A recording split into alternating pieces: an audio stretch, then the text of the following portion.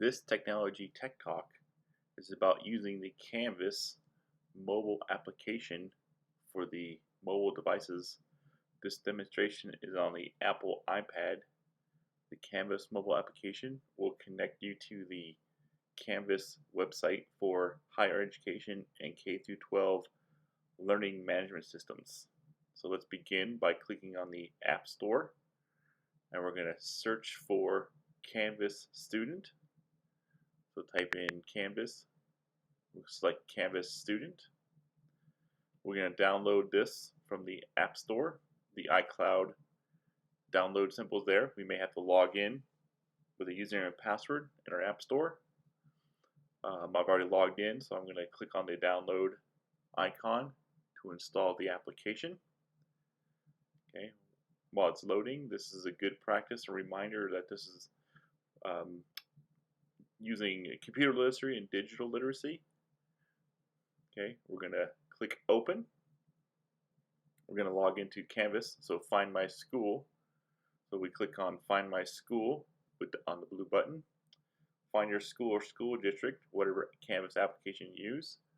We can use a full name or a short name. So we're going to search for a school name here.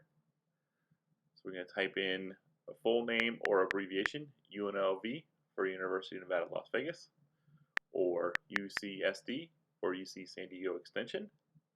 Click on that and click Go. We're going to click here to log in.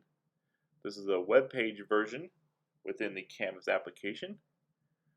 So this will connect to the actual live version in the Canvas. So we're going to click Login. We're going to enter our email address as our username, and we're going to enter a password. Once we enter our password, we're going to click Login, and then we'll be presented with the dashboard. So it loads, and we'll click Don't Allow Notifications. Okay. Our dashboarding contains all our courses on the left side. These are color-coded by user preference, the green and blue and purple. So this is our dashboard, and we have calendar, to-do, notifications, and inbox on the bottom.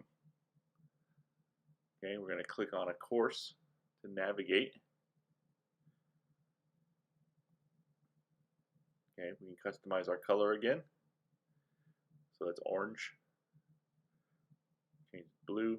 Again, this is user preferences. You don't have to change the color at all. You can use the default settings. Okay, click on a course. When we click on a course, we get the homepage view. We scroll up and down. We look at announcements, class requirements, any information about the course, announcements from the instructor. So any type of announcements throughout the course for a week, any clarifications. We click on syllabus. We can click on a PDF link within the website. Get the syllabus, scroll down and view the syllabus. We can click on modules. Modules are our sections throughout the course. So this one's sectioned by weeks. So you can start by introduction, course introduction, instructor bio. We can scroll down and click next. Okay, we can go to different weeks. Those are different modules. So we'll scroll down.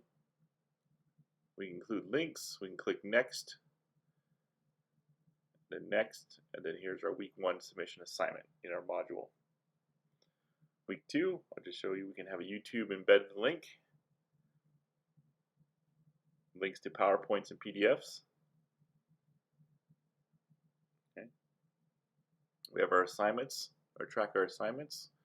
We can look at our scores and what's not scored. Okay.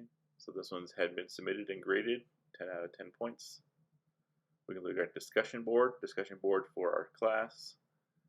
So we can read our discussion assignment and watch a video, and then click reply on the bottom to type in a reply at the very bottom. Okay. We can look at our regular discussions and see the thread from our other students and instructor. So all the replies. We can click on grades on the left and see our grades. Its grade has been submitted and scored.